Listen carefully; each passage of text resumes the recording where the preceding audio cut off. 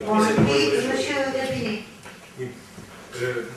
Moi j'ai participé à la réunion de la commission et on a donc auditionné toutes les sociétés qui avaient fait acte de candidature. Je pense pouvoir dire en toute objectivité que ça a été fait pas seulement sur l'élément du prix, en effet, si l'élément du prix, la composition du repas, on a abordé le problème du bio, le bio au cours d'un repas ou dans la totalité, etc. Il y a différents éléments qui ont été avancés. Le résultat final, le choix qui a été fait sur la société Jurès ne correspondait pas à ce que moi j'avais imaginé au départ, ayant siégé. Et donc, ce n'est pas que le prix, ce que je veux dire, ce n'est pas que l'élément du prix qui a fait choisir la société Jurès contre la société Avenance.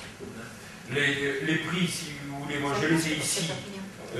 Si vous voulez que je vous donne deux, trois éléments de comparaison.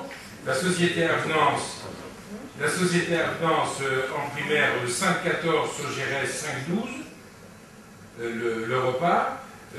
Pour les adultes, Avenance 5,38 ici 5,61 chez Sogérès un peu plus. Et autrement ça se tient. Mais il y a eu d'autres faits qui sont intervenus en effet. Il n'y a pas que le prix.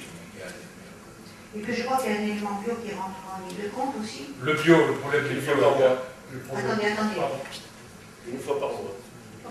Attendez, monsieur Grépinet est quand même vétérinaire qui connaît la question, il fait partie d'un départemental et il était chargé d'inspecter les cantines scolaires. Donc il connaît quand même la question. C'est un spécialiste. Donc, le problème du bio, il a été abordé en toute évidence, c'est un sujet récurrent qui intéresse naturellement tous les acteurs de la restauration scolaire. Les sociétés qui étaient là ont elles-mêmes fait leur proposition. D'ailleurs, les propositions des unes et des autres étaient assez différentes, d'ailleurs, à ce sujet. On a eu l'occasion, chacun a eu l'occasion de s'exprimer. M. Bousquet, vous avez participé à plusieurs de ces réunions. Je pense que, moi, personnellement, j'avais dit, sans vouloir faire valoir mon point de vue personnel, je dis le bio, il y a beaucoup à dire là-dessus, sous réserve que les parents acceptent d'en payer au moins tout ou partie, parce que on voit ce que ça coûte quand même à la commune. Donc par conséquent, moi je ne voulais pas que le problème du bio soit un problème qui soit majeur dans ce débat-là. Et en effet, il y a contribué, mais pas, et on l'a envisagé essentiellement de façon progressive. C'était simplement cet élément de prix que l'exemple que vous avez donné, c'est très bien. Et c'est pas... Sous le contrôle de M. Nicolas, je crois que la commune quand même finance 50,57 ou 59% du prix total de repas. Et je m'étais permis de faire observer que lorsque la commune finance un repas pour un enfant, elle ne finance rien pour les enfants qui prennent des repas à la maison. Après, on peut penser ce qu'on veut du problème de l'équité. Ça veut dire que finalement, tous les parents auraient intérêt à mettre leurs enfants à la cantine pour que la commune finance près de 60%. Voilà. Oui, c'est pour ça que le nombre d'enfants est exponentiel. Donc ça nous inquiète beaucoup parce que bon, la cantine des cantines ne sont faites pour un nombre d'enfants que l'école peut accueillir. Mais on a une marge, si vous voulez, ce sont les chiffres de l'éducation nationale, on a une marge d'école, enfin le nombre d'enfants par école et ceux qui vont à la cantine sur les calculs généraux de lycée, on en a beaucoup plus que la moyenne générale dans les autres communes. Et c'est la raison pour laquelle d'ailleurs il a été abordé, envisagé à l'état de projet que face à l'augmentation importante du nombre de repas, parce qu'on est passé de 50 quelques mille à plus de 63 000 ou 67 000, il a été envisagé de donner la priorité, à partir du moment où on sera obligé de fixer un quantum, de donner la priorité aux enfants dont les deux parents travaillent, ce qui laisserait évidemment de côté ou sur des listes d'attente des enfants dont l'un des deux parents reste à maison. Ouais. Attention, il y a eu un jugement qui a été rendu. Je voudrais donner la parole à M. Plancheron. Non mais, il y a eu une délibération, enfin, des gens qui sont allés au jugement qui a condamné la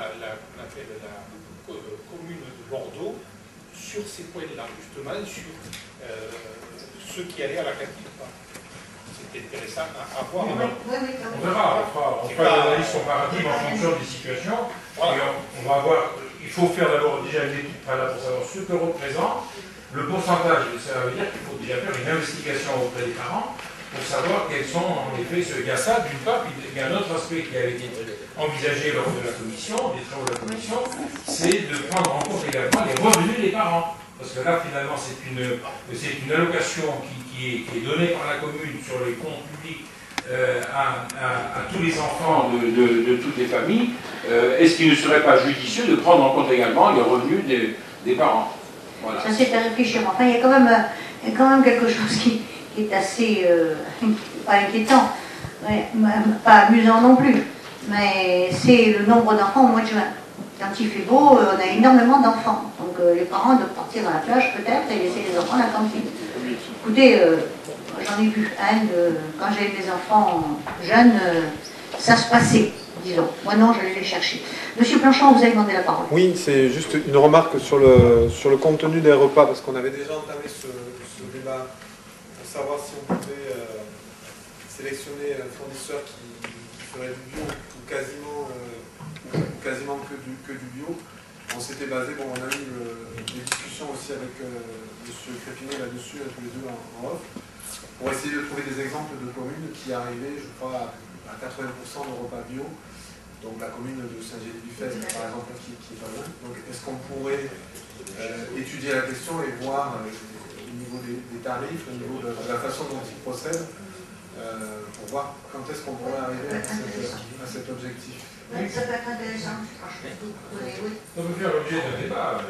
La commission se réunira bien sûr de nouveau et au cours des réunions de commission, on pourra envisager. En fait, de toute façon, ça reviendra sur le chapitre. De toute façon, rien ne vous empêche au niveau de la commission. Les commissions font du travail, elles sont faites pour ça.